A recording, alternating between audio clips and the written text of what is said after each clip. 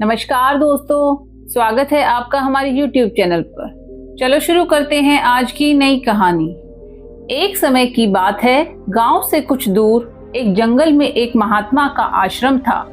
वे बहुत ज्ञानी थे और उनसे लोग दूर दूर से ज्ञान प्राप्त करने आते थे। एक दिन वे महात्मा उपदेश दे रहे थे, तभी उनके एक शिष्य ने पूछा, गुरुदेव, मैं यह जानना चाहता हूँ कि मनुष्यों को पूर्व जन्म का कर्ज भी चुकाना पड़ता है और मृत्यु के बाद मनुष्य की आत्मा अपने साथ कौन कौन सी चीजें लेकर जाती है और उनका प्रभाव मृत्यु के बाद किस तरह से रहता है। महात्मा ने कहा, भंते, आज आपने जो प्रश्न किए हैं वे समस्त मानव जाति के कल्याण हेतु अत्यंत महत्वपूर्ण हैं। यह सत्य है कि मनुष्य को अपने पूर्व जन्म का कर्ज अवश्य ही चुकाना पड़ता है और मृत्यु के बाद भी कुछ ऐसी चीजें हैं जो आत्मा के साथ ही रहती है और उनका प्रभाव मनुष्य के दूसरे जन्म पर भी पड़ता है। तब शिष्य ने पूछा, गुरुदेव, वह कौन सा कर्ज होता है जो अगले जन्म में भी चुकाना पड़ता है और वे कौन सी चीजें हैं जो अगले जन्म में भी प्रभाव डालती हैं? महात्मा ने कहा, आज मैं आपको इसी विषय में एक कथा सुनाता हूँ। आप इस कथा को ध्यान लगाकर पूरा सुनोगे तो आपको आपके सभी प्रश्नों के उत्तर अवश्य मिल जाएंगे। आगे महात्मा कहते हैं, एक समय की बात है, किसी नगर में संतोष नाम का एक ब्राह्मण रहता था और उसकी पत्नी का नाम शकुंतला था। वह अत्यंत गरीब घर में जन्मा था, लेकिन वह अत्यंत बुद्धिमान और मेहनती था। जब वह निर्धन था तब उसे धन की अधिक लालसा नहीं थी, लेकिन अपनी मेहनत के जोर पर जैसे जैसे उसके पास धन का संग्रह होने लगा, वह दिन रात उस धन को बढ़ाने की चिंता में डूबा रहता था। उसकी पत्नी रूपाली भी धन की अत्यधिक लालची स्त्री थी। आप तो जानते ही हैं कि धन की लालसा ऐसी होती है जो बढ़ते धन के साथ साथ बढ़ती ही जाती है। संतोष अब ऐसा सोचता था कि काश उसे कोई ऐसी युक्ति मिल जाए जिससे कुछ ही दिनों में धन में हजारों गुना बढ़ोतरी हो जाए। पहले वह धन को चंचल और हाथ का मैल समझता था और कहता था, धन का क्या है, वह तो हमेशा आता जाता रहता है। लेकिन तब वह मूर्ख था। अब उसकी आंखें खुल गई थी और वह धन का अत्यधिक संग्रह करने लगा। धन से दान धर्म आदि करने लगा तथा वह साधु और मेहनतों की सेवा में लगाता था। पहले उसकी ईश्वर में बड़ी ही श्रद्धा थी, किंतु समय बीतने के साथ साथ धन के लालच की भड़कती हुई ज्वाला ने उसके अन्य सभी सद्गुणों को भी जला दिया। धन की लालसा ने उसकी अंतरात्मा को हमेशा के लिए नष्ट कर दिया। पहले जब भी संतोष के द्वार पर कोई साधु महात्मा आते तो उसका मुख फूलों की तरह खिल उठता था, परंतु अब आदर सत्कार के समय मुख पर निराशा और मायूसी ही रहती थी। एक बार की बात है, संध्या का समय था। संतोष के द्वार पर एक साधु आकर रुके और बोले, हे पुत्र, मैं एक यात्री हूँ और आगे हरिद्वार को जाना है। आज की रात बिताने के लिए साधु को स्थान मिल जाए तो अच्छा होगा। मैं बड़ी ही आशा से आपके द्वार पर आया हूँ। उस साधु का मुख संतोष की मूर्ति था, आंखों में अमृत और मुंह में शहद सी मिठास, जिस कारण से संतोष का हृदय भक्ति भाव से भर गया। वह उन्हें प्रणाम करते हुए बोला, जरूर महात्मा जी, आपकी सेवा करना तो मेरा परम धर्म है। तब वे साधु मुस्कुराते हुए कहते हैं, बेटा, आजकल के समय में तुम्हारे जैसी भक्ति भाव वाले पुरुष बड़ी मुश्किल से ही मिलते हैं। इस संसार से धर्म का भाव ही जैसे उठ गया है। इस प्रकार से साधु के मुख से अपनी प्रशंसा सुनकर संतोष का हृदय खिल उठा। उसे ऐसा प्रतीत हुआ मानो उसे स्वर्ग में ही स्थान मिल गया हो। उसके होठों पर शब्द आ ही गए थे, लेकिन उन्हें दबा दिया और उनसे कहा, महाराज, अगर हम आप जैसे संतों की सेवा नहीं करेंगे तो इस मानव जीवन का क्या लाभ। ऐसा कहते हुए संतोष उन महात्मा को अपने घर के अंदर ले गया। जब उन्होंने घर में प्रवेश किया तब संतोष ने उनके स्वागत सत्कार में कोई कमी नहीं छोड़ी। खाने के लिए स्वादिष्ट भोजन बनाया, नाना प्रकार की मिठाई बनवाई।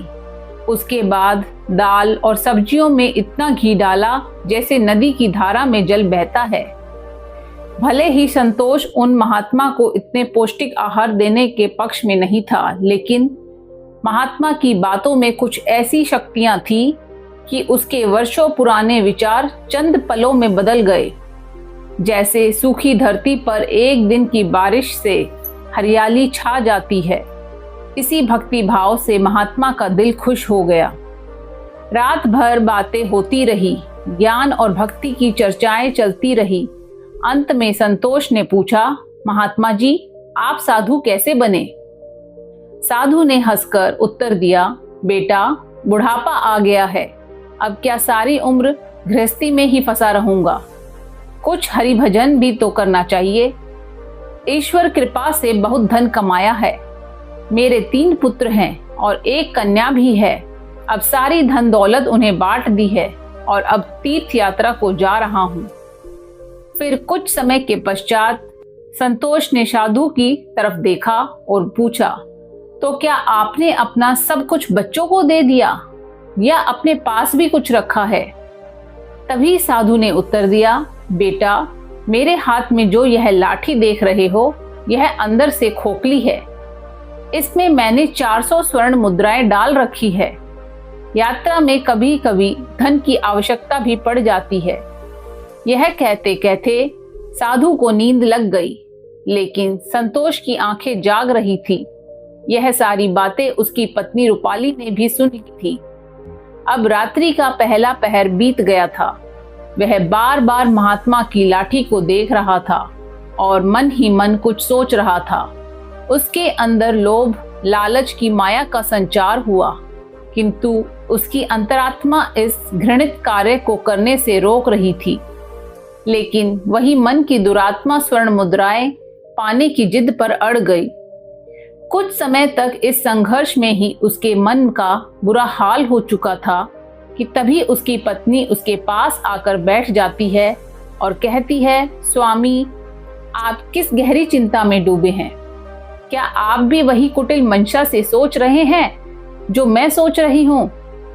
इस महात्मा ने तो अपनी खूब सेवा करवा ली है, अब इन्हें कुछ तो हर्जाना भरना पड़ेगा।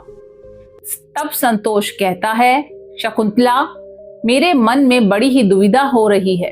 हमारा कर्तव्य है कि अतिथि की सेवा करें, किंतु अगर हम इनके धन को चुराते हैं तो पाप होगा। शायद हमें ऐसा नहीं करना चाहिए। तब उसकी पत्नी कहती है, अजी, आप कैसे फिजूल की बातें कर रहे हो? इस महात्मा की उम्र ढल चुकी है और क्या पता कब यह लुढ़क जाए। वैसे भी अब यह अनाथ है और अपना अंतिम समय बिताने के लिए हरिद्वार जा रहे हैं। आप अपने मन को मत रोको और इन स्वर्ण मुद्राओं को ले लो। मुझे लगता है ईश्वर भी यही चाहते हैं। इसी कारण से यह महात्मा यहाँ पधारे हैं और जो बात सबसे गुप्त रखनी चाहिए उसे ही आपको बता दी है। तब संतोष कहता है, ठीक है। अंततः लोभ ने धर्म को हरा दिया। संतोष ने लाठी उठाई पर उसके हाथ पैर कांप रहे थे। उसकी अंतरात्मा ने एक बार फिर से बड़बड़ाना शुरू किया, लेकिन लोभ के दृढ़ हाथों ने उसे दबा दिया। तभी संतोष और शकुंतला ने लाठी खोली और उसमें से स्वर्ण मोहरों को निकाल लिया और उनकी जगह सामान्य लोहे के सिक्के भर दिए। अगले दिन सुबह महात्मा संतोष और उसकी पत्नी की विनम्रता पूर्वक आज्ञा लेकर स्नान आदि करके अपनी अगली यात्रा के लिए तैयार हो गए। किंतु अभी भी संतोष का दिल धड़क रहा था। उसे डर था कि कहीं साधु को शक न हो जाए। इस ख्याल से उसका चेहरा पीला पड़ता जा रहा था, लेकिन महात्मा को इस बात की कोई खबर ही नहीं थी। वह तो हंसते हुए बातें कर रहे थे और रात की मेहमान नवाजी के लिए बार बार धन्यवाद दे रहे थे। अपितु जाते समय संतोष ने कहा, महात्मा जी, मेरे यहाँ संतान नहीं है। कृपया भगवान से प्रार्थना करें कि उनके जैसी ही हमारे यहाँ संतान हो जाए। वैसे तो हम पापी हैं, हमारी प्रार्थना का कोई असर नहीं हो सकता, किंतु आप तो महात्मा हैं, भगवान आपकी बात जरूर सुनेंगे। तभी मंद मुस्कान के साथ महात्मा ने उत्तर दिया, सुनेंगे या नहीं यह तो वही जाने, लेकिन मैं तुम्हें आशीर्वाद देता हूँ कि भगवान तुम्हें संतान दे। इतना कहकर वे महात्मा वहां से चले गए। अब जैसे संतोष के सिर से एक बड़ा बोझ हट गया था, उसे ऐसा लगा जैसे महात्मा के जाने के साथ ही उसके दिल से एक पत्थर हट गया हो। किंतु वे दोनों पति पत्नी चोरी के फल से नहीं बच सकते थे। यह बात संतोष का मन और मस्तिष्क भी अनुभव कर रहा था, परंतु वह इस चोरी के प्रकट होने से बहुत डरता था। चोरी का प्रकट होना प्रत्यक्ष था, किंतु उसका फल भविष्य के किसी पर्दे में चुपचाप छिपकर सही अवसर की प्रतीक्षा में था। मनुष्य वर्तमान समय के सामने भविष्य की परवाह नहीं करता है। वहीं दूसरी ओर जब वह महात्मा हरिद्वार पहुंचे तो उनका हृदय अत्यंत प्रसन्न हो गया। यहाँ साधु संतों को देखकर ऐसी प्रसन्नता हुई मानो उन्हें सभी देवताओं के साक्षात दर्शन हो गए हों। उनका मन ईश्वर भक्ति में लीन हो गया। फिर रात को महात्मा वहीं संतों के साथ आश्रम में सो गए। फिर अगले दिन स्नान करके उन्होंने उस मंदिर के मुख्य रसोइये को बुलाकर कहा, मैं यहाँ श्रद्धा हेतु आने वाले सभी यात्रियों के लिए अन्नदान करना चाहता हूँ। यही एक इच्छा मेरी बाकी है। कृपया आप हमें बताएं कि सभी लोगों के भोजन, निवास और वस्त्र दान के लिए कितना खर्च हो सकता है। तभी उस व्यक्ति ने कुछ हिसाब करते हुए बताया, महाराज, अन्न दान, निवास और वस्त्र दान और अन्य सभी प्रकार के कार्यों के लिए कुल 300 स्वर्ण मुद्राएं लग सकती है। महात्मा ने कहा, ठीक है, मैं इसका प्रबंध करूंगा। आप बस कल के सभी कार्यक्रमों का आयोजन करो। कहकर वे गंगा स्नान के लिए चले गए। फिर अगले दिन उनके कहे अनुसार उस रसोइये ने पूरा आयोजन किया। हरिद्वार के परिसर में बड़ी ही धूमधाम और खुशी के साथ अन्नदान, वस्त्रदान, भजन आदि कार्यों का संपन्न किया। वहां मौजूद सभी लोग देखकर खुशी से कहने लगे, महात्मा स्वयं गरीब होकर कितने उदार हैं, और जिनके पास धन की कोई कमी नहीं होती वे व्यर्थ के दिखावे में लुटा देते हैं, परंतु धर्म की राह पर एक कौड़ी भी खर्च नहीं करते। यह एक नेक दिल मनुष्य है जिसने अपना धर्म समझा और धर्म के सामने धन का मुंह नहीं देखा। अपनी प्रशंसा सुनकर महात्मा की खुशी का कोई ठिकाना ना रहा। उनका हृदय आनंद से प्रसन्न हो रहा था, किंतु दूसरी ओर उसका भाग्य रो रहा था। जब संध्या हुई, महात्मा ने अपने कमरे का दरवाजा बंद किया और लाठी की को खोलकर देखा तो लाठी के अंदर लोहे के सिक्कों को देखकर उनका हृदय कांप गया। उन्हें ऐसा प्रतीत हुआ मानो वह कोई भयानक स्वप्न देख रहे हों। उन्हें अपनी आंखों पर यकीन नहीं हो रहा था। वह चाहते थे कि यह स्वप्न जल्द से जल्द टूट जाए, पर यह कोई ऐसा स्वप्न नहीं था जिससे नींद खुल जाए। उन्होंने बार बार अपनी आंखें मल मल कर देखा, पर सिक्के वही थे, लोहे के। अब उस महात्मा को थोड़ी ही देर में रसोइये का हिसाब करने उनका धन लौटाना था। उन्होंने सोचा, अब क्या होगा। अपमान की छवि उनकी आंखों के सामने खिंच गई। वह कहने लगे, हे प्रभु, आप मुझे क्षमा करें। महात्मा कांपते हुए खड़े हो गए। उन्हें अपमान का ख्याल अपमान से भी ज्यादा डरावना लग रहा था। अब उनमें इसे सहने की शक्ति नहीं थी। वह कुछ देर तक सोचते रहे और उन्होंने अचानक से दरवाजा बंद कर लिया और साथ ही उम्मीदों के द्वार भी बंद हो गए। महात्मा ने चारपाई की रस्सियों को निकाला और उन्हें छत से लटका दिया। अब मौत दरवाजे पर खड़ी थी कि तभी महात्मा की अंतरात्मा ने उपदेश दिया। दिमाग ने भी सलाह दी, यह तुम क्या कर रहे हो? आत्महत्या सबसे बड़ा निंदनीय कर्म है, ऐसा मत करो। पर निराशा ने हर तरफ से घेर रखा था। महात्मा का चेहरा मृत व्यक्ति की तरह सफेद पड़ गया था। तब उन्होंने चारपाई पर खड़े होकर अपनी गर्दन में फंदा डाला और कांपते हुए पैरों से चारपाई को ठोकर मार दी। वह महात्मा फांसी पर झूल गए और उनकी मौत हो गई। जहां सुबह बहुत सुखपूर्वक और शांति थी, लेकिन किसे पता था कि शाम इतनी दुखद होगी। कुछ ही समय बाद यह घटना चारों ओर फैल गई। यह सब देखकर उस रसोइये ने ही महात्मा का अंतिम संस्कार किया और फिर से भगवान का नाम लेकर अपने काम में लग गया। वह महात्मा तो मर गए, लेकिन उनका आशीर्वाद अभी भी जीवित था। 1 साल के भीतर ही वह चोर ब्राह्मण संतोष के घर में एक पुत्र का जन्म हुआ। इस अवसर पर संतोष ऐसे प्रसन्न था मानो सारे संसार का धन उसे मिल गया हो। अब तो अंधेरे घर में प्रकाश छा गया था। उसके पैर धरती पर ना पड़ते थे। उसने बालक का नामकरण संस्कार बड़ी ही धूमधाम से किया। इस उत्सव के अवसर पर एक नगर भोज दिया गया। उस दिन संतोष ने अपनी सारी जिंदगी की कंजूसी निकाल दी और धन को पानी की तरह बहाया और बालक का नाम संकेत रखा गया। संकेत बहुत ही सुशील और भगवान का उपासक बालक था। उसकी तीक्ष्ण बुद्धि देखकर आश्चर्य होता था। लोग कहते थे कि यह कुल का नाम बढ़ाएगा। संतोष यह सुनकर फूला ना समाता था। इसी प्रकार 5 वर्ष बीत गए। संकेत शिक्षा ग्रहण करने हेतु आश्रम में गया। वहां भी उसके गुणों का विकास होने लगा। वह हमेशा अपनी कक्षा में प्रथम आया करता था। संतोष यह देखकर ईश्वर का धन्यवाद करता था, लेकिन कभी कभी जब उसे उस महात्मा के साथ अपने दुर्व्यवहार की याद आती तो उसके दिल में चुभन होती और उसकी आत्मा पर एक अनजाना सा डर छा जाता था। उसे बार बार अपने ऊपर गुस्सा आता था। वह अक्सर मन ही मन दुखी रहता था और मन ही मन कहता, मेरी बुद्धि कैसी खोटी थी, मैंने ऐसी मूर्खता क्यों की।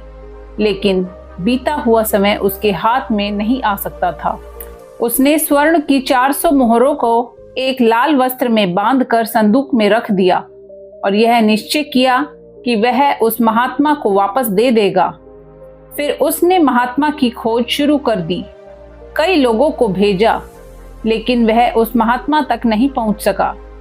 इतना समय बीत गया कि अब संतोष उस घटना को भूल गया, परंतु स्वर्ण मुद्राएं अभी भी एक लाल वस्त्र में लिपटी हुई उसी संदूक में पड़ी थी। समय गुजरता गया और संकेत अब 21 वर्ष का हो गया था। साथ ही उसे एक बीमारी ने जकड़ रखा था और संकेत के इलाज में काफी धन का खर्च हो रहा था। फिर एक दिन अचानक संतोष अपनी पत्नी शकुंतला और बेटे संकेत के साथ हरिद्वार के लिए निकल पड़ा। वहां पहुंचकर वे एक आश्रम में ठहरे। वहां संतोष को पता चला कि उनके बेटे संकेत का व्यवहार साधुओं जैसा हो रहा है। उसके अंदर वैराग्य आ रहा है। वह दिन रात साधुओं के डेरे में समय बिताता और जब भी किसी दीनहीन या गरीब को देखता तो उसकी मदद करता था। इसे देखकर संतोष बहुत परेशान होता था, पर वह कुछ नहीं कर पाता था। संकेत उसकी इकलौती संतान थी। उसका मुख देखकर संतोष का क्रोध शांत हो जाता था। वह बहुत सोचता था, परंतु संकेत के इस स्वभाव का कारण उसे समझ में नहीं आता था। फिर दूसरे दिन संध्या के समय संतोष भजन कर अपने आश्रम की तरफ लौट रहा था कि रास्ते में एक बूढ़ा आदमी उसे रोता हुआ मिला। तब संकेत ने आश्चर्य से पूछा, भाई रोते क्यों हो? तब वह बूढ़ा आदमी कहने लगा, बेटा क्या कहूँ, कहते हुए लज्जा आती है।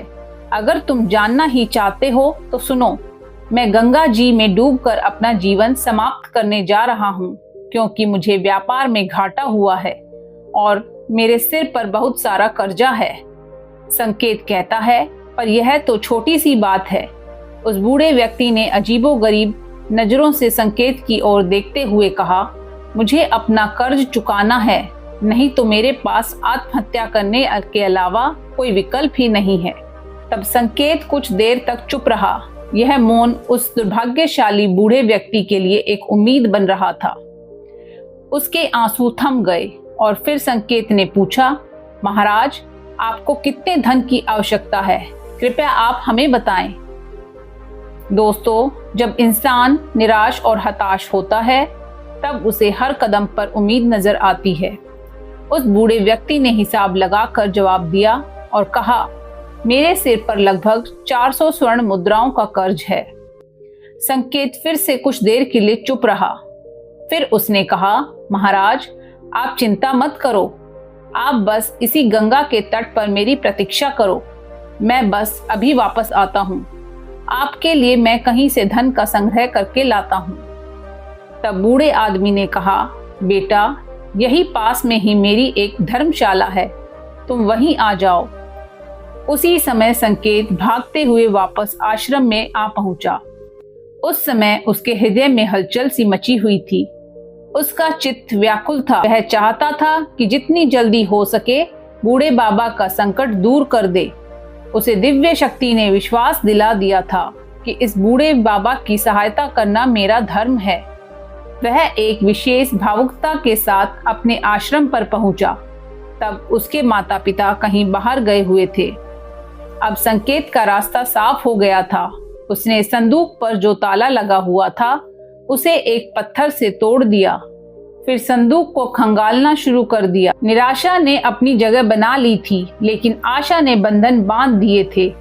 तभी अचानक आशा की एक किरण नजर आई। संकेत के हाथ में वह लाल वस्त्र आ गया। उसने उसे कांपते हाथों से खोला और उसका दिल कमल की तरह खिल उठा। उस रुमाल में पूरी 400 स्वर्ण मुद्राएं थी। यह वही सोने की मुद्राएं थी जिन्हें संतोष ने कभी एक महात्मा से चुराया था। जब मुद्राओं की गिनती की तो वे पूरी 400 ही निकली। संकेत का दिल प्रसन्नता से भर गया। उसने वह मुद्राएं अपनी जेब में डाली और वस्त्र को वापस संदूक में रख दिया और अति उत्साह के साथ उस बूढ़े बाबा के पास जा पहुंचा और उन्हें वह मुद्राएं दे दी। दोस्तों, हर व्यक्ति को पूर्व जन्म का कर्ज चुकाना ही पड़ता है। यह बूढ़े बाबा वही रसोइये हैं जिन्होंने उस महात्मा का अन्नदान और भंडारे का आयोजन किया था, किंतु उनके आत्महत्या करने के कारण इनके ही धन की हानि हुई थी। और संकेत वही महात्मा था जो संतोष के घर में जन्म लेकर अपना कर्ज चुकाकर मुक्त हुआ है। दोस्तों, अब आगे सुनो। होनी को कुछ और ही मंजूर था। जब संकेत वापस लौटा तो उसके मन में एक अनोखी शांति थी, मानो क्योंकि उसका जन्म इसी कार्य को पूर्ण करने हेतु हुआ था। अब उसकी बीमारी ने उसके ही प्राणों की आहुति ली। वहीं जब दूसरे दिन सुबह यह बात संतोष और शकुंतला को पता चली कि उनका पुत्र मृत्यु को प्राप्त हो चुका है, तो इस दुख के कारण उनका हृदय अत्यंत पीड़ा से भर गया और निराशा के साथ उन्होंने भी अपने प्राणों का त्याग दिया। जब उन तीनों की मृत्यु हुई तो उसी रसोइये ने उनका अंतिम संस्कार किया। जब उन तीनों की आत्माओं को यमराज के दरबार में लाया गया, तब यमराज ने संकेत को स्वर्ग में भेज दिया। वहीं दूसरी ओर संतोष और उसकी पत्नी शकुंतला को घोर नरक में डाल दिया। तत्पश्चात उन दोनों को ही अपाहिज बनाकर धरती लोक पर कुत्ते के रूप में जन्म देकर वापस भेज दिया। दोस्तों, जो भी मनुष्य अपने जीवन में कर्ज नहीं चुकाते हैं उन्हें जन्म जन्मांतर तक कष्ट भोगने पड़ते हैं। इसलिए मनुष्य को किसी भी प्रकार के एहसान और कर्ज को चुकता करना चाहिए। दोस्तों, महात्मा आगे कहते हैं, हे भंते, आपके दूसरे प्रश्न के अनुसार मृत्यु के पश्चात भी 5 ऐसी चीजें हैं जो शरीर का साथ नहीं छोड़ती है और मृत्यु के पश्चात भी उस आत्मा के साथ ही रह जाती है। यानी मृत्यु के पश्चात जब आत्मा दूसरे शरीर में प्रवेश करती है तो यह चीजें आत्मा के साथ उस नए शरीर में प्रवेश कर जाती हैं। कामना वह पहली चीज है जो मनुष्य की मृत्यु के साथ ही रहती है और अगले जन्म में भी उसके साथ रह जाती है। दूसरी है कर्म। मनुष्य इस जीवन में पुण्य कर्म और अच्छे कर्म करता है तो अगले जन्म में भी उस मनुष्य को सुख, शांति और समृद्धि की प्राप्ति होती है। तीसरी है वासना। वासना भी कामना का ही प्रकार है। वासना एक ऐसी चीज मानी जाती है जिसका कोई भी अंत नहीं है। मृत्यु की चौखट पर आए हुए लोग भी वासना से मुक्त नहीं हो पाते हैं। इस सांसारिक सुख की चाहत और काम की इच्छा वासना कहलाती है। मन की शांति और ज्ञान ही एकमात्र वस्तु है जो वासना से मुक्ति दिलवा सकती है। चौथी है स्मृति या ज्ञान। बुद्धिमान मनुष्य हमेशा ही बुद्धिमान और विवेकशील रहते हैं, जिस कारण से उन्हें जल्दी मुक्ति की प्राप्ति होती है। और पांचवी बात है कर्ज। यह एक ऐसी चीज है जो मनुष्य के मरने के बाद भी उसका पीछा नहीं छोड़ती है। अगर किसी से कर्ज लिया है तो उसे मरने से पहले जरूर चुका देना चाहिए। लिया गया कर्ज और दिया गया कर्ज जन्म जन्मांतर तक उस मनुष्य के साथ ही रहता है। अगर कोई मनुष्य कर्ज लेकर मरता है तो उसका कर्ज परलोक में वापस मांगा जाता है, साथ ही उसे अपने कर्ज की सजा भी दी जाती है। इतना ही नहीं, पुनर्जन्म में उस कर्ज के भरण के तौर पर उस मनुष्य के शरीर के किसी भी हिस्से को अपंग या अपाहिज बना दिया जाता है। अगले मिलने वाले जन्म में भी वह व्यक्ति सुख सुविधाओं से दूर रहता है और हमेशा अपने जीवन में असफल रह जाता है। तो दोस्तों, कैसी लगी आपको यह कहानी?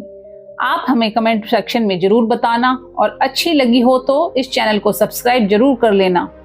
तो चलिए मिलते हैं ऐसी ही कोई नई कहानी में। तब तक के लिए अपना ख्याल रखें और धन्यवाद।